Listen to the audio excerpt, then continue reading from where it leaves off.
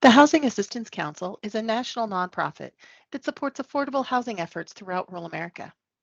Since 1971, HAC has provided below market financing for affordable housing and community development, technical assistance and training, research and information, and policy formulation to enable solutions for rural communities.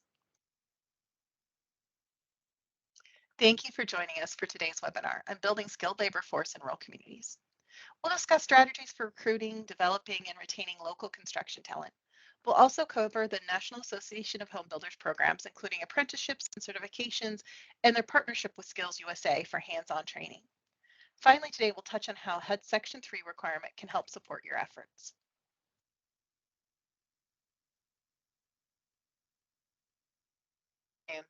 It's my pleasure to introduce today's speakers. Up first is Greg Zick. Greg is an experienced certified association executive with a background in program management and organizational development. He is currently the Assistant Vice President of Workforce Development at the National Association of Home Builders, where he leverages his expertise to drive workforce development initiatives. Greg is a proud alumnus of the University of Minnesota and the University of Denver, and an active member of the American Society of Association Executives. Our second speaker today is Shelley Travis. She's Executive Director of SKILLSUSA. With nearly 2 decades of experience in education, Shelley has worked in various academic settings, from the secondary institutions to universities to technical and community colleges. Her extensive experience at CTE makes her a perfect fit to help SKILLSUSA continue its mission. Shelley holds a bachelor's degree in business administration and finance and a master's degree in business administration from Middle Tennessee University, and is currently pursuing a doctoral degree at Tennessee State University. Introducing our final speaker today, Earl Pfeiffer. He's a third-generation home builder with over 35 years of experience in the construction industry. Earl served as the Executive Director of Florida Home Partnership for more than 20 years until his retirement in 2018. He's involved in community development, planning, and management, and has developed 10 subdivisions with over 1,000 lots. Please give a warm welcome to all our speakers. Now I'd like to pass the microphone over to them.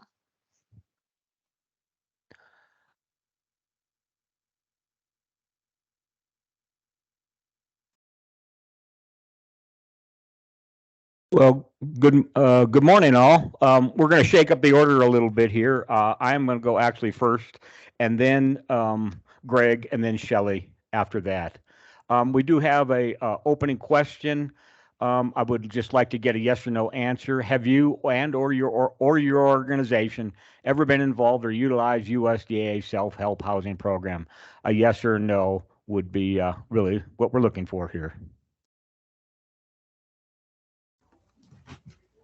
Okay, looks like about 2 out of 10 have been involved in that. That's really great. What we're looking for here. I'm going to start out with my part. I'm doing a very small part. Going to talk about Section 3, and I'm going to begin Section 3 discussion with a little story of hope.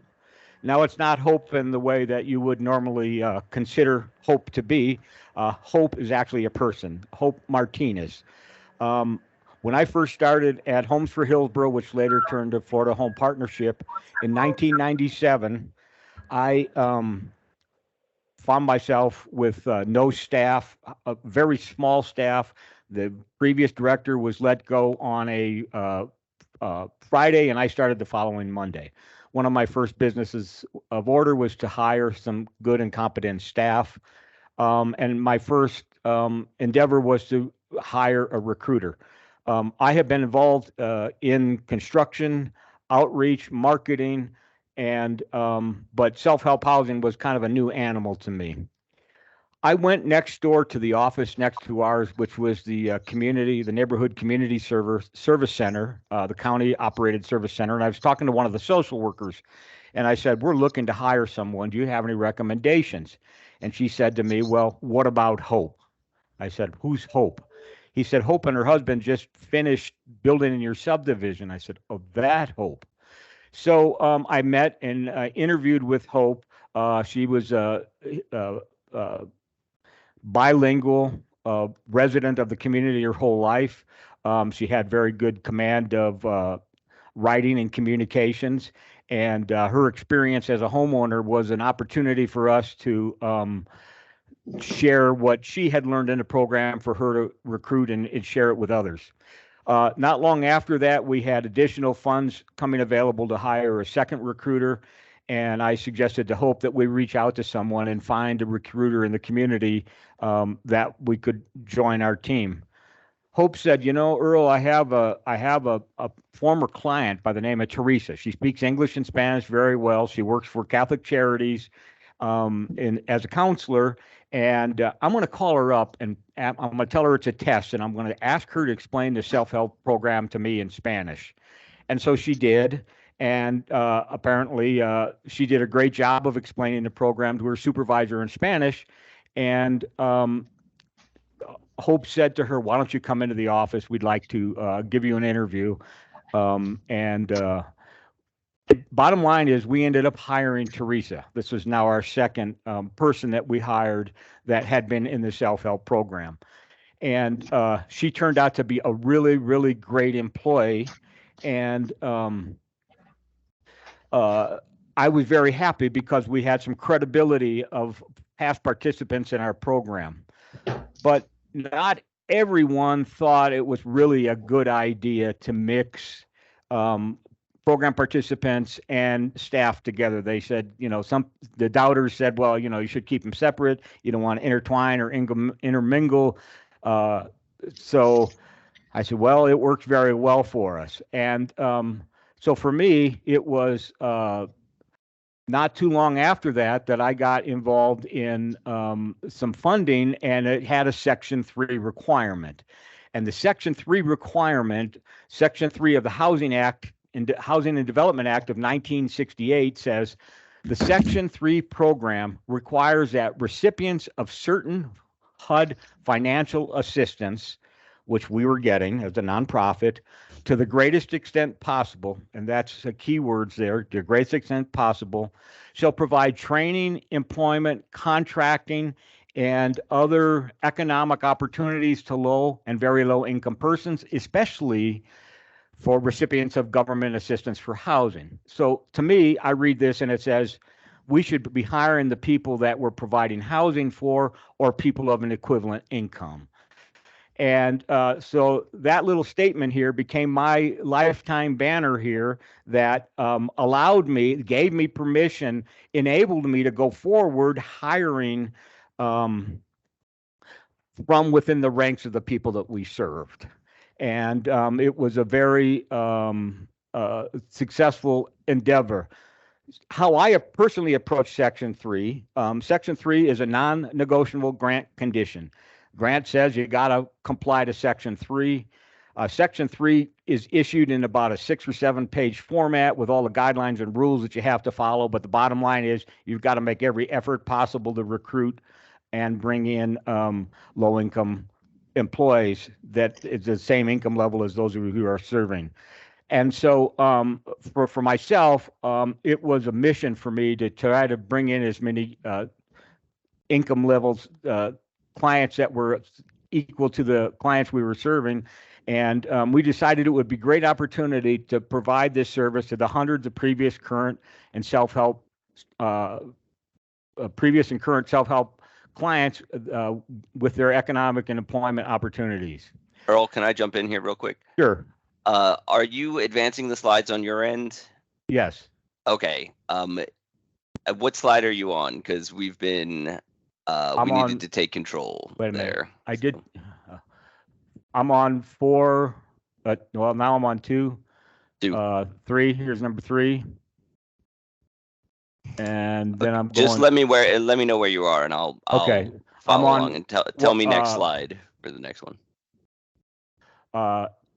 Let me. Yeah, I'm on this slide that says what FHP did. Fantastic. All right. Okay. Do I have control? You do not. If you hit the take control button, you will. There you go. I did. Okay. All right. Sorry about that, everyone. That's all right. Now it's red. It tells that I have control. So what did we do? We went out and set a path to educate our vendors, suppliers, contractors, subcontractors on HUD Section 3 requirements. We took these 7 or 8 pages and attached it to every contract we made. We made a routine practice whenever possible to recruit and hire from our growing pool of Section 3 individuals. We encouraged all of our partners to recruit and hire Section 3 individuals. And then on a quarterly basis, we reviewed all of the opportunities there were for employment, all the referrals that we made, and then the number of hires. And some months we had maybe 2 or 3 hires with some of our vendors. Some months, some quarters we had no hires. But we demonstrated our commitment to make this work, and it was a very successful outreach tool for us. I want to take just a moment here and acknowledge a group here in Central Colorado called Central in Colorado. This group now is in the same county I am. About 2.5, 3 years ago, I remodeled this office that I'm in. I built it from a garage, and then we did a room addition. I had a great carpenter come out and work on this project for me. His name was Justin Crow, and he is a skilled carpenter with many years of carpentry, and he had been a roofer previously. Well, all around a great construction guy. He was a friend of my son's, and I got to work with him. When we were working together on my house, he mentioned to me that he had applied for the self-help housing program in Canyon City, Colorado, with Central Colorado Housing. It took him about a year to get in the program, which is not too unusual. And once he was in the program, the organization found out the skills that he had.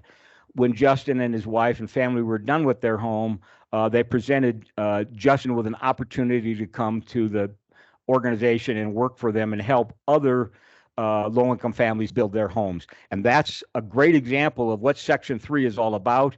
And it's really the story that I'm here to tell today, is we want to try to cultivate those relations whenever that we can. The activities that we promoted in hiring these individuals were, we trained the potential employers to look to create simple job announcements with the title of the job duties, the description, the pay, the hours of work, benefits, all those types of things. We posted those openings in our office and then also in the adjoining county assistance center. We had one-to-one conversations with potential applicants and workers, trying to encourage them to participate in our job opportunities. And every time a job came up that was in the criteria that we were looking for, whether it was for a vendor or ourselves, we mailed out hundreds of announcements to all of our homeowners by bulk mail, alerting them to the potential recruitment possibility.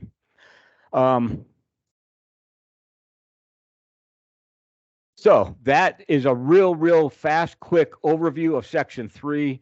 The idea from my point of view is always to recruit from people that have been a part of your program.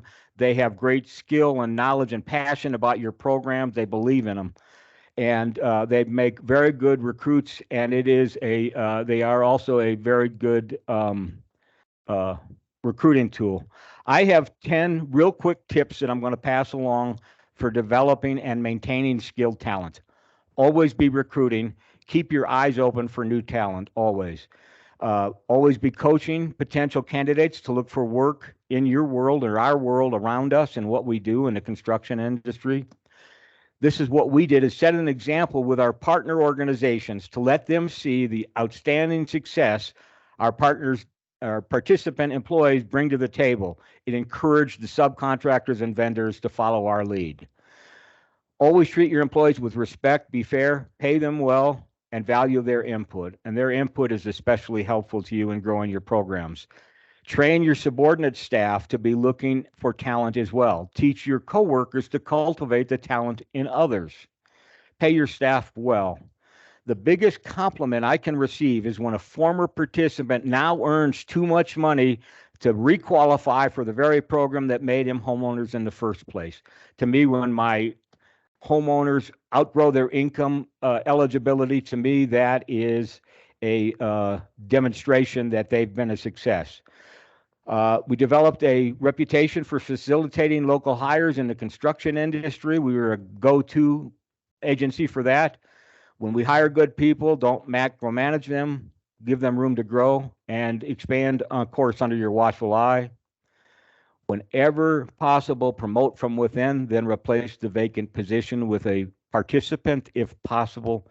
And number 10, again, always be recruiting. Once you find the good ones, pay them well and provide them good benefits. Take care of your employees and they will take care of you and your organization. And with that, I will turn it over to Gregory.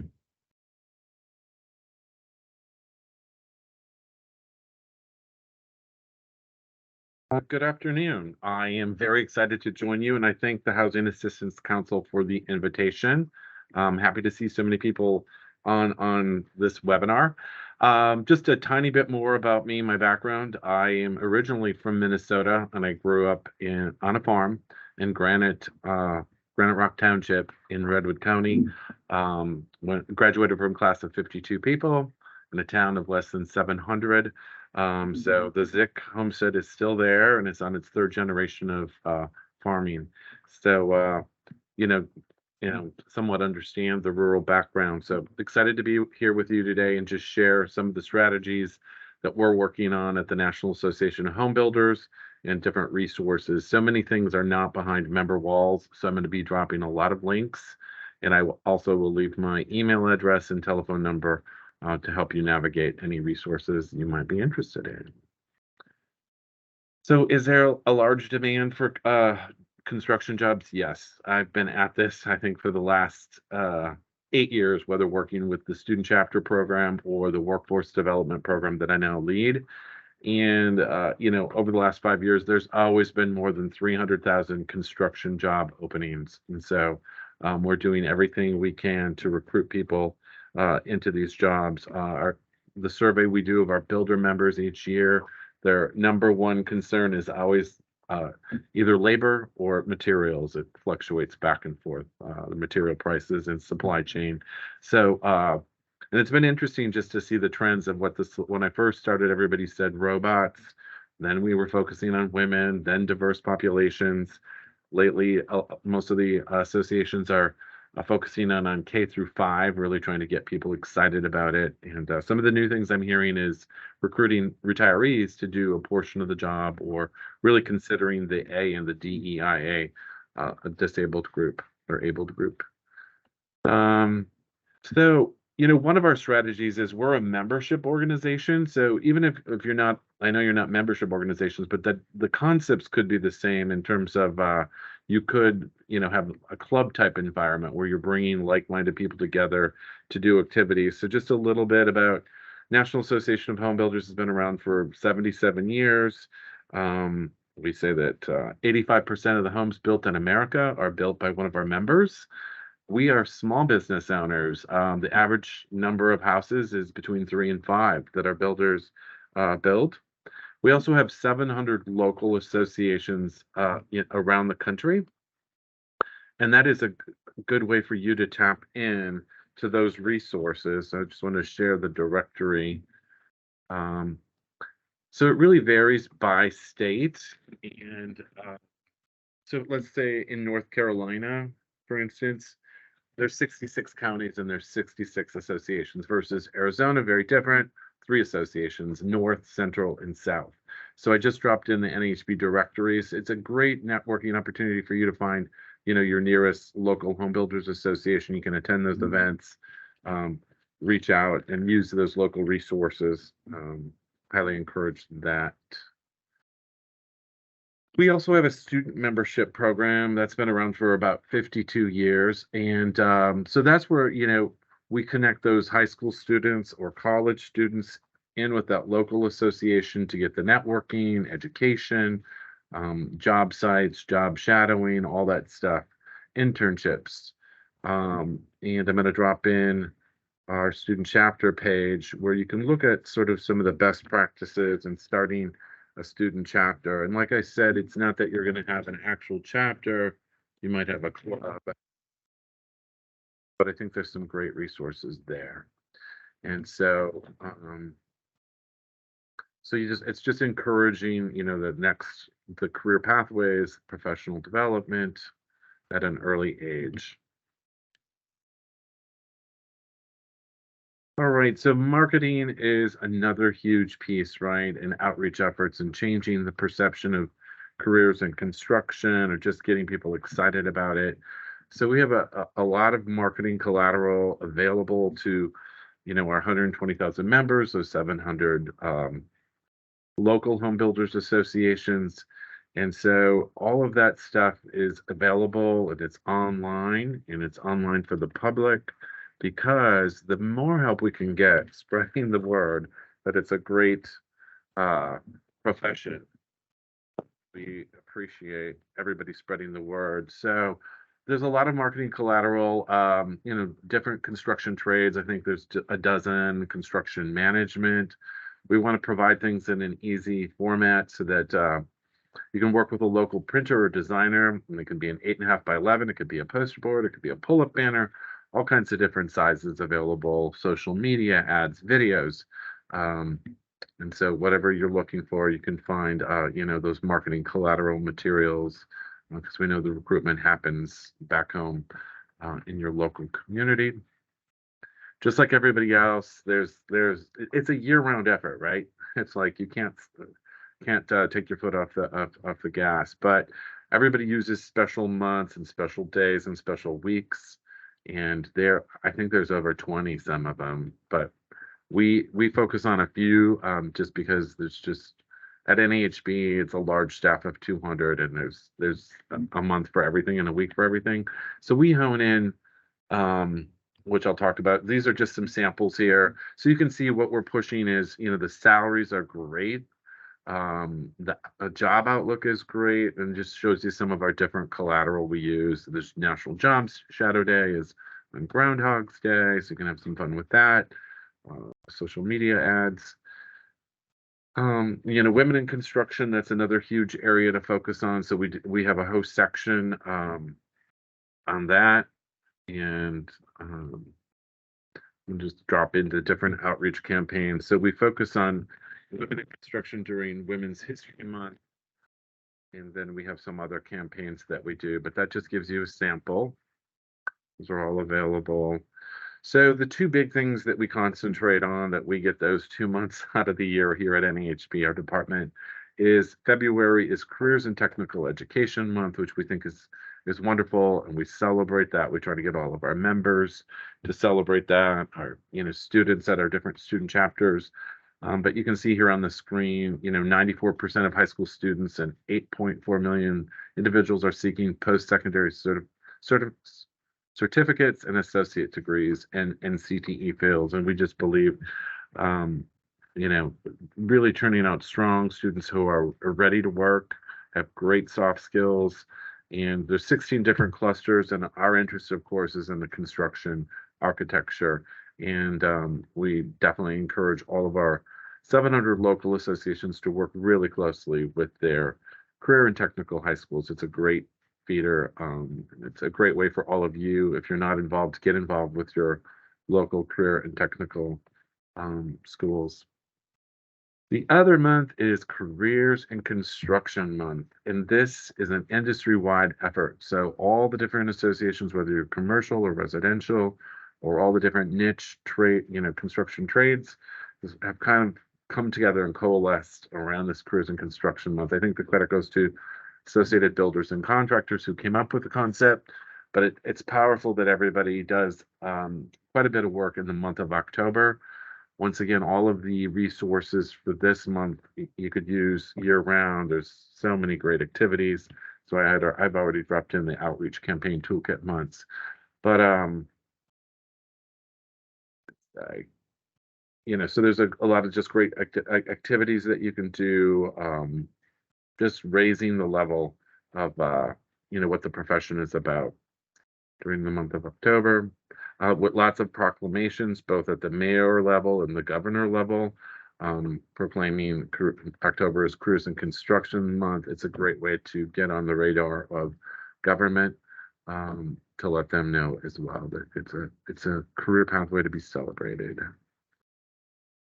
So diversity, equity, inclusion initiatives, increasing the participation there, of course, that is a strategy, and it's very interesting, a huge celebration we've had this last year that women in construction moved from 10% to 11%. So my first 8 years of working in student chapters and careers in construction and workforce development, we didn't really move the needle. There was a report, I think it came out about 6 years ago from the Georgetown University Workforce Development Center, and it was a study how the truck drivers, the police academies, everybody had moved the needle, but not the construction. And so we feel good that it moved a percentage point. We have a lot more work to do, but we have professional women in building, and we have students that have those chapters. And I also wanted to mention another wonderful resource that it was a book, but it has turned into a movement. It's called The House That She Built.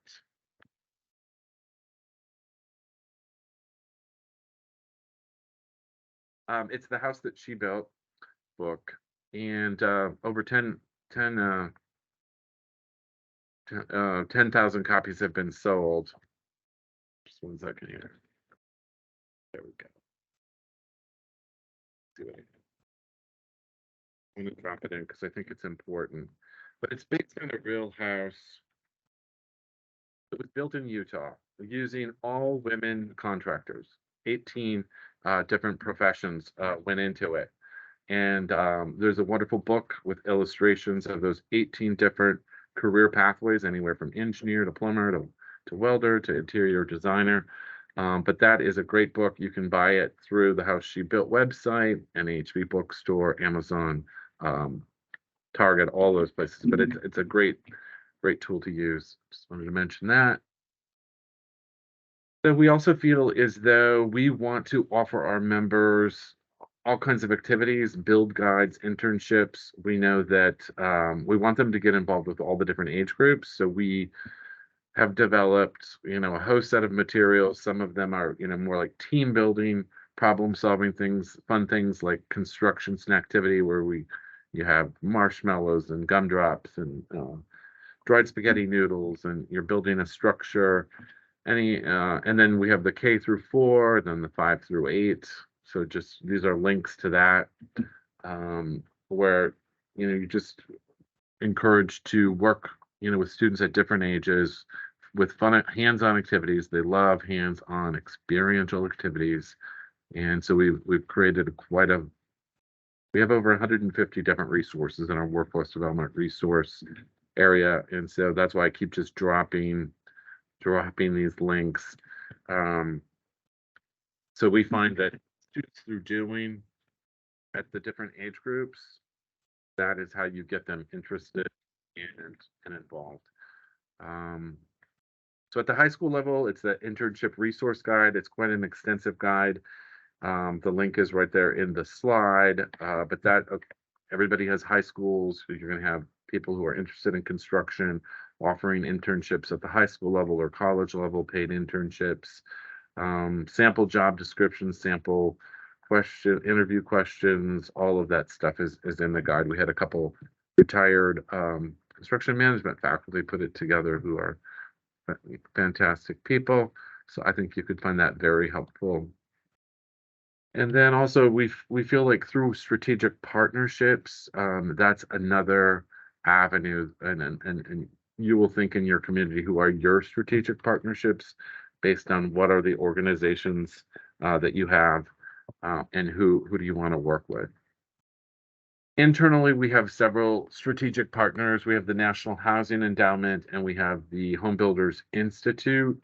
And so a lot of organizations, we're the big 501c6 advocacy organization, membership organization, but we have these affiliated organizations. National Housing Endowment is the body that gives out different scholarships and grants.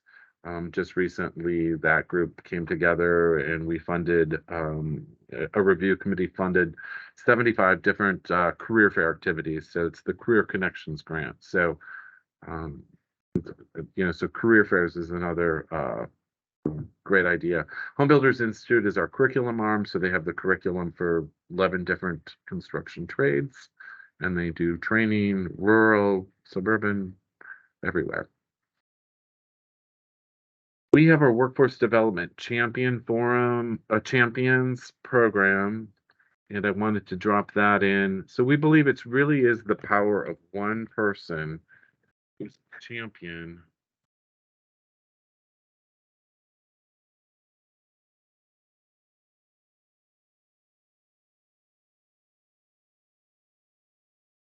Just want to drop that in there. So we've had it's a checklist of 20 things, and we encourage all of our members, all of the association staff, to do as many things on that checklist as possible. So I dropped the link in there. The idea came from the U.S. Department of Education. They had a wonderful list of 20. We came up with our own itemized list of 20. Many of our locals make their own program and come up with that. So we recognize champions throughout the year on panels like this with their ideas in person. And also, it's the workforce development issue is hot. So we have blog posts, and I wouldn't be exaggerating to say we have at least one blog post a week. And so it's a nice problem when your locals say, hey, why didn't you cover my idea? Like, we will definitely cover it. So you can also Google blog posts on our NAHB website, and you're going to get, and if you put workforce development, you're going to get some great ideas. So having some sort of a champion program, recognizing people for the work they do, is another idea. And as I said, it seems like every association and every field is suffering from a labor shortage. And so you see this huge trend in Washington, D.C., where we have 4,000 or more national associations. And the trend is to work with K through 3. And NAHB is thrilled that we're working with the Boys and Girls Club of America for many reasons. It hits a target age that we've never worked with, very diverse organization, and diversity, equity, inclusion is very important to us. There's over 5,000 clubs, and so they're in rural areas, they're on Indian reservations, they're suburban, they're everywhere. And I think over 6.1 million youth, so it is definitely a great organization to get involved with. We have some of the high school programs are using that Home Builders Institute curriculum, so they're graduating and career ready. We're finding some of our larger builders in those communities are donating large sums of money for training centers to work with the Boys and Girls Club. So it's going to be exciting to see where it's a newer partnership will go. I think you're going to have access to all these slides, and so that's why I'm just kind of going through it quicker. I think I might be running out of time as well. But all those resources that we were just talking about are used, with our Boys and Girls Club. We have quarterly sessions where we sort of share out. We're both the executive directors of the Boys and Girls Clubs, and then our local executive directors of Home Builders Association get on and share resources and ups and downs and how it can work. And this is what I wanted to get to, so that you can scan that. That takes you right to our toolkit. So you can learn more about that, and all those resources are out there. And we do know that the Boys and Girls, they're looking to work with as many organizations, all the different career clusters, and so that's a wonderful opportunity. Association for Career and Technical Education, we talked about a little bit, but that's the body where the teachers are. It's the largest and most established association of professionals in career and technical education programs. Comes back to those CTE high schools, so we feel it's vital for us to be involved, to connect with those trade and industrial teachers, those 4,000 administrators, and that's an approach I think you also could benefit from. We're reinforcing our student membership program with them. And I saved the best for last because I'm so excited about Skills USA. You see I'm wearing the Skills USA pin. So we have a partnership with the Skills USA, and it really advances our workforce development reach. So, partnership is another great strategy. Skills USA is the largest high school student member organization for students studying architecture and construction, more than 64,000 students.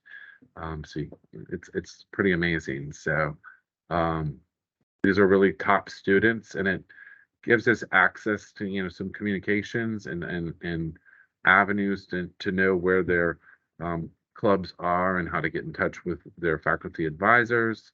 And our members have been working for years with Skills USA, so it made sense for the national to formalize some sort of a partnership.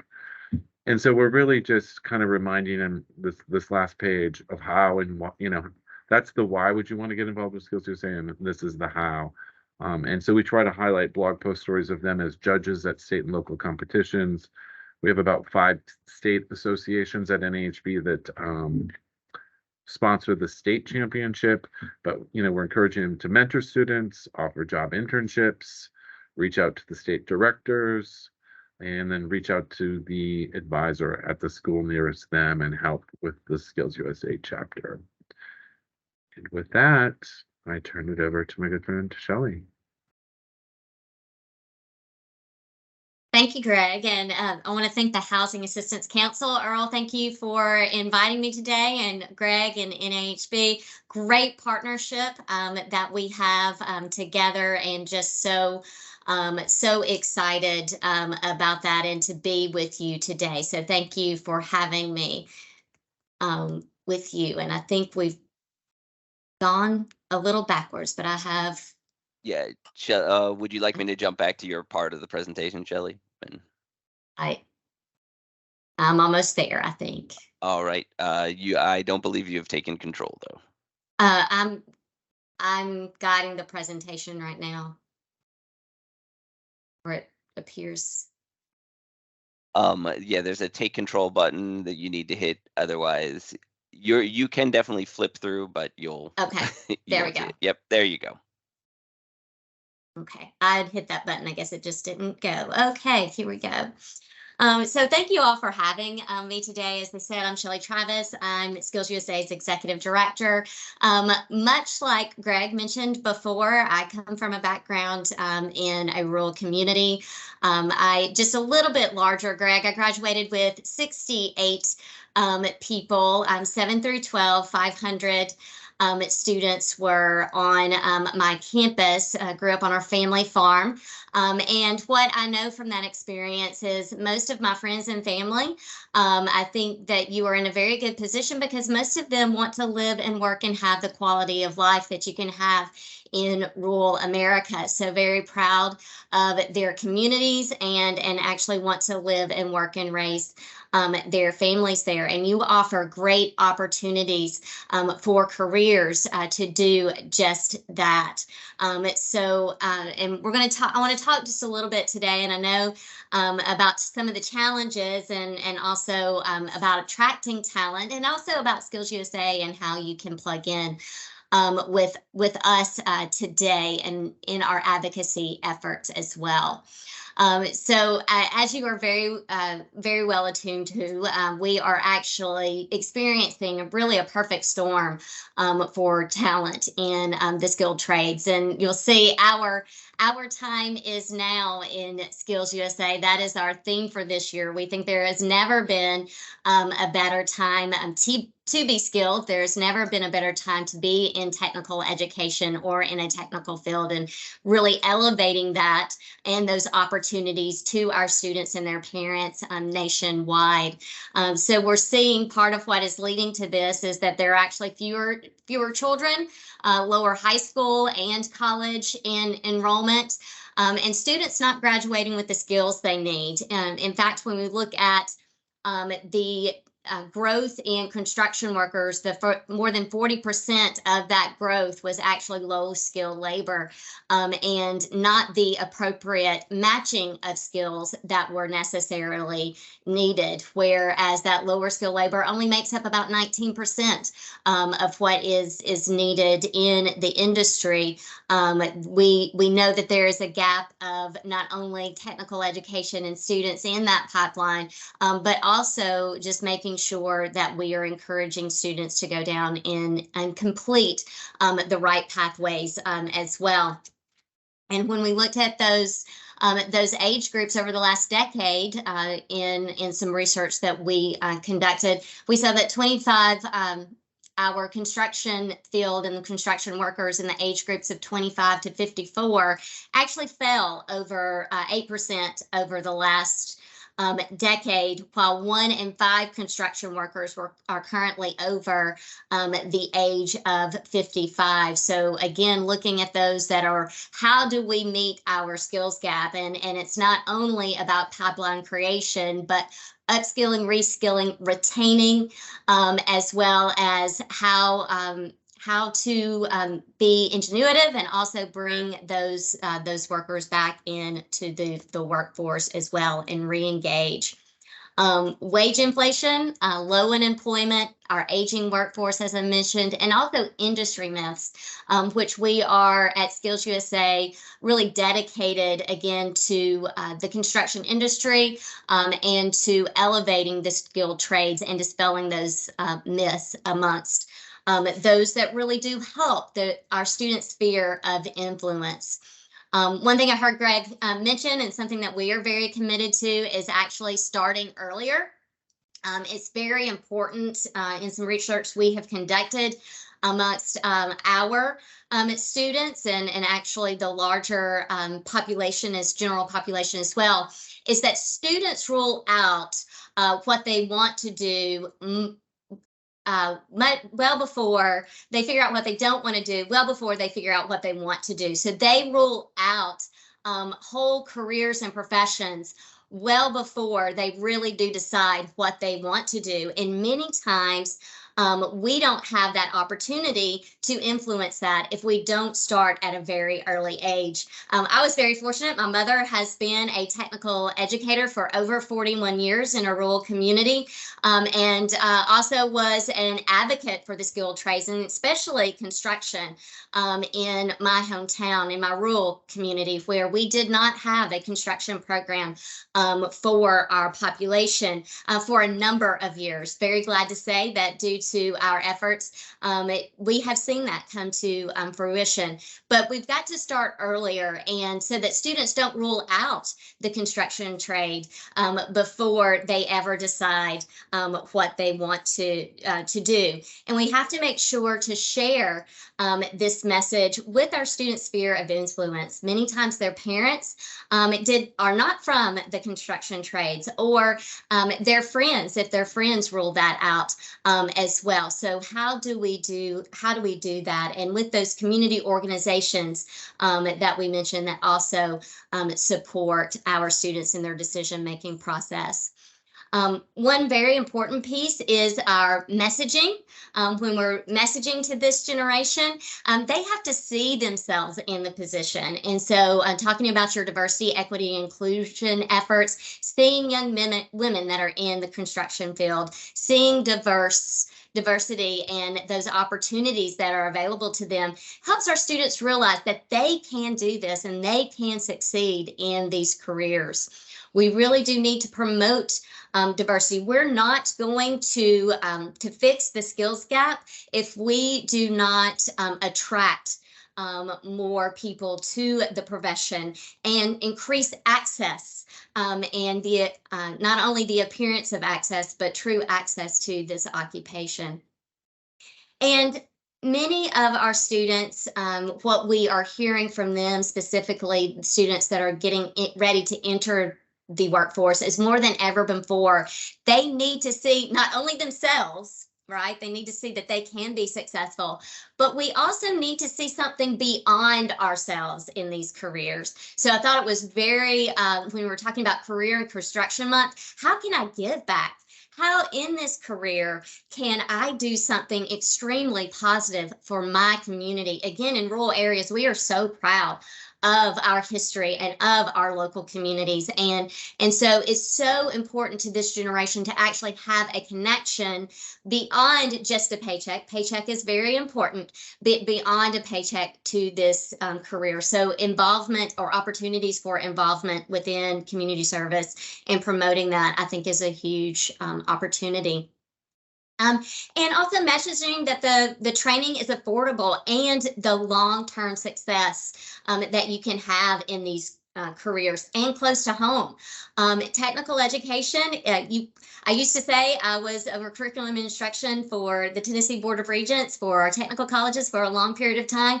And we got you in, got you out, and got you in a career and ready to go. That It is you can see incremental success in this and long-term success as well, very close to home. And we talk about and we hear on the news about our student debt crisis. And so these occupations there's such a great opportunity for parents to understand, and students as well, that the affordable training options with little to no debt that are available to them as well. Make sure you share your opportunities. Again, outreach to middle and elementary school, but in addition to high school and college, share the different types of opportunities. Sometimes not only do we not know about the great opportunities and the careers that are available in construction, we are also very pigeonholed sometimes in our thoughts of those careers. So make sure that you share those opportunities and those unique pieces within your positions that are available as well in elementary, middle, high school, and in college. With also the parents and the realm of influence, those community partners that are there, make sure that you are sharing the message of those opportunities that are available for them.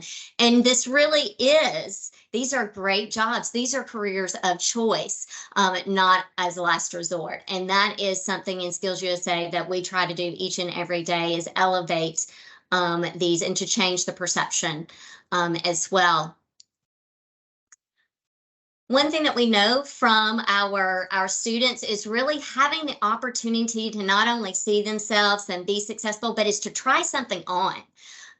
We have developed what is called a career model for our students, and part of that is also occupational identity, where it comes from awareness to also then really seeing yourself and trying out careers before you get into the workforce, so you really know what you want to do. There are so many great opportunities through Skills USA and through Career and Technical Opportunities to offer mentoring, apprenticeship, internships, to just something as simple as a school job fair, or encouraging your local school to have one, offering job shadow opportunities, and also your own involvement within their classroom. And I'm going to talk a little bit about Skills USA involvement and how it can really attract great students within your workforce. So we have our employer partners, just like NAHB, that really do help with Skills USA and are active within our programming. A couple of just pieces on retaining these same young workers as well, and then we'll talk about ways to become involved in education and workforce in your communities. Is to retain talent is really leaning into the benefits that you do offer, just like they want to see themselves in the position, and they want to also see something beyond themselves. What benefits do you offer, or can you offer, that really don't cost anything extra to you? And there are an array of benefit opportunities, just like seeing volunteerism to go into local schools, that students now are really looking for in their future employer. Look internally and have a reskilling plan. So really a roadmap of those occupations, and just as we were talking about retirees coming back and reskilling those, and creating a roadmap for continuing education that you need to happen within your profession. And that is really important to today's generation of future workers. And listen to your current workers and your student voices, your up and coming workforce. What did they value and look for in their next position? And one thing that I have really learned is the way they live and work is different from the way I may live and work or appreciate. And so just knowing and hearing and listening is really of a great benefit to you and your organization, to make sure that you're retaining those young workers that are coming into our workforce. So a little bit more about how to become engaged in our organization, and I'm going to go really fast, so we'll have some time for question and answer as well. But what is Skills USA? Greg was mentioning that we were partners, and NAHB is a very valued partner, official partner of Skills USA. We are a partnership of students and teachers and industry really working together to make sure that America has a skilled workforce, really looking on and being intentional about filling that skills gap. We are a nonprofit educational association, a career and technical student organization, and we serve middle school, high school, and college post-secondary students preparing for careers in trade, technical, and skilled service occupations. Construction is our one of our largest, as you heard Greg speak about as well earlier. We also have mentoring programs where our college, high school, and high school students go into middle schools and also into elementary schools, again, talking to those students and encouraging the career and really elevating that career, again, connecting and making those connections so they can see themselves. Skills USA overall, we are at our highest, so we have actually more students and more chapters now, Greg. We are at our highest membership ever in our 58-year history. We have, at this point in the year, we have over 380,000 members nationwide, construction trades making up the majority of that, and also 440,000 overall membership with our students and teachers and our alumni members. We've served well over 15 million students since our inception. We represent all states, all 50 states, and Puerto Rico, the Virgin Islands, and DC. And I can tell you, we're talking some of our rural chapters are our strongest chapters as well. So we are arranged, I'm at the national office. We have state associations in all 50 states and those territories, as well as in local schools and chapters. Inside of those, we really do work with students on their personal, workplace, and their technical skills, making sure that you're getting the skills that you need from those workers. So when you see Skills USA on a resume, you know those students are coming out prepared. Really, the work we do, we want to attract, train, develop our workforce, connect them with our industry partners, recognize and celebrate their accomplishments, and really elevate this skilled trades. One way, and one great way that you can connect, is with the Skills USA National Championships. If you've ever seen those before, I'll hold that video. It is embedded into the it is embedded to my slideshow, but if you've never seen our Skills USA National Championships, it is the largest display of career trades and career competitions in the world. So we have over 31 football fields of skill competitions all happening at one time at the national level, and over 6,500 competitors. Over 16 of those events are directly related at the national level to those competitions, to your career area in construction. We have the best of the best from the nation there, but in order to get there, they have to go through local championships, regional, and state that lead to national. And those championships are designed by our industry partners, and our technical standards, which direct those championships, are developed by our industry partners. So what is so important about that?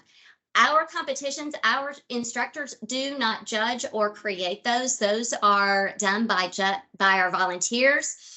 They tell us what we need in an entry-level employee and develop competitions. We develop competitions around that. And then those are judged by and led by our industry partners. Again, we have local, regional, and state competitions. I have the state directors link there, and also Greg has a link to advisors. I would encourage you to really become involved. If you've never done anything like that before, I will tell you the time that you will give and put in. I was a volunteer. That's how I actually started, and then later as an advisor. The amount of time that you give, you will get that in so much more in reward. So, and want to encourage you to connect with the local CTE directors, school administrators, and those instructors. Serve on an advisory committee. All career and technical education programs have to have a local advisory committee that they direct those programs as to what they should be teaching in the classroom. What equipment do you need to get as well? So make those connections to your local schools through those CTE directors, administrators, and instructors. Volunteer to assist in our competitions and with our programming, so that you can be part of that pipeline creation. And at Skills USA, we also offer opportunities year-round to be guest speakers, mentors, provide workplace experiences, help students with resumes or review and interviewing.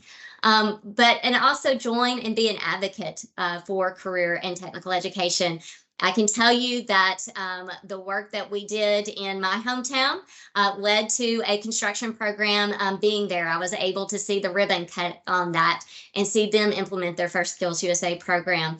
And now our county has actually seen tremendous growth in that area as well. So just really want to thank you for your time today. But if you have any questions about involvement on how you can become involved with Skills USA, please do reach out, and look forward to connecting with you again soon. Thank you, Shelley and Greg. We had a lot of good information here. It came to us really quickly, and we covered a lot of ground. There are other programs that we didn't have the time to get into today. Trying to put everything in 1 hour is a lot. There's other programs like Youth Build, which the Housing Assistance Council has provided trainings on in the past. We'll continue to provide trainings on, and we'll open it up to questions. But I have one question for each of you, Greg and Shelley, if you could respond quickly. Because we've covered so much ground today, is there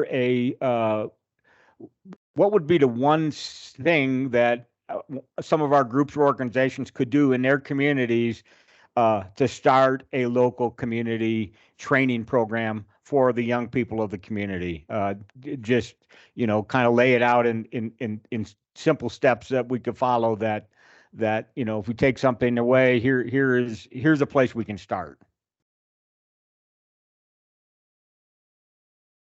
And I'll let either one of you go first.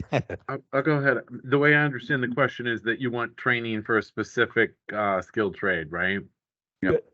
Skilled trades in general, whether it's electrical, plumbing, roofing, drywall, any of it, all of it. So, yeah. So I would, each community will be different, and determine what your greatest need is, which you probably already know, or you can, your chamber or your economic development committee could help identify that, what the greatest need is. And then there's, the top two curriculum providers are NCCER and then Home Builders Institute.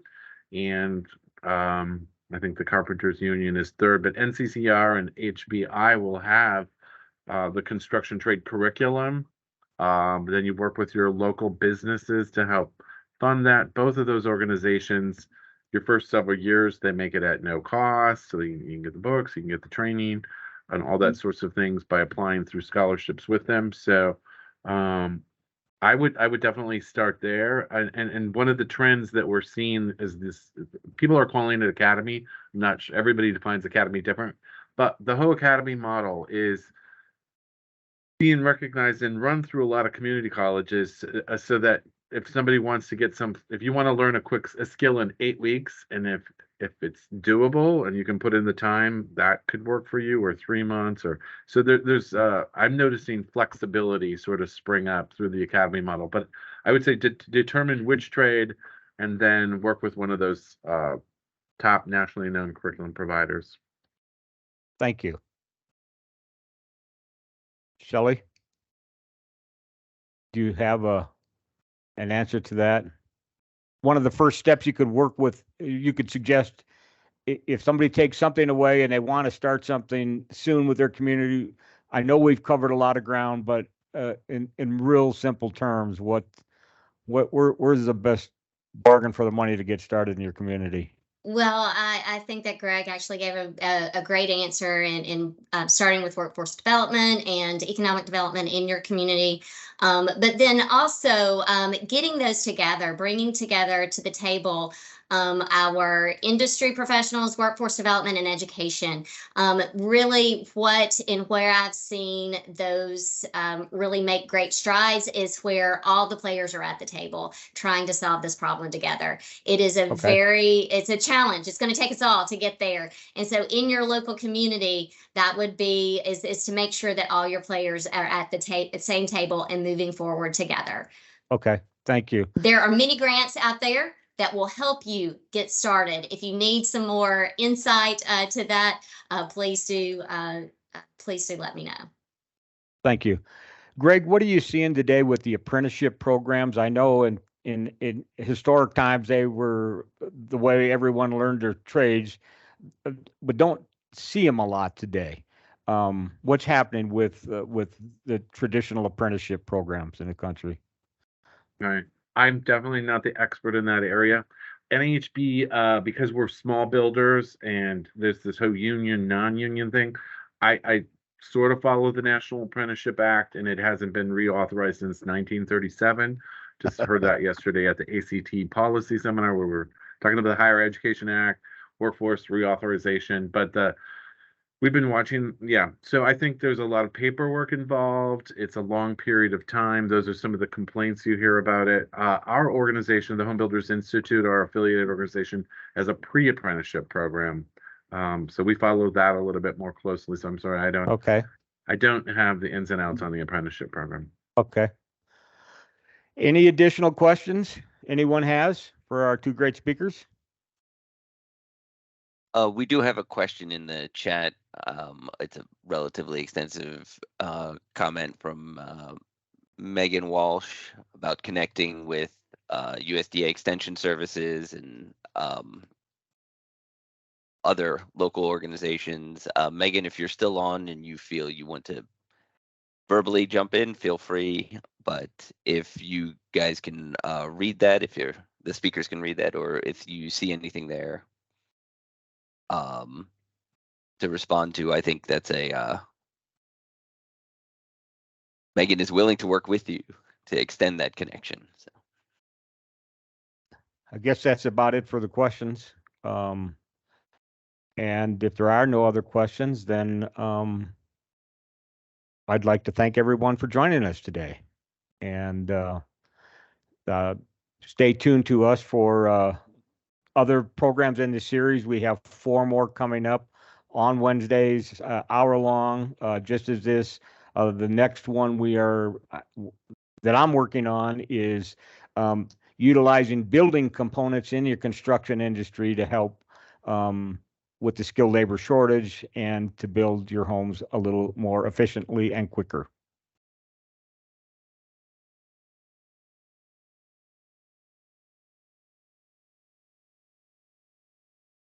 thanks everyone for attending, and have a wonderful rest of your day. Thank you.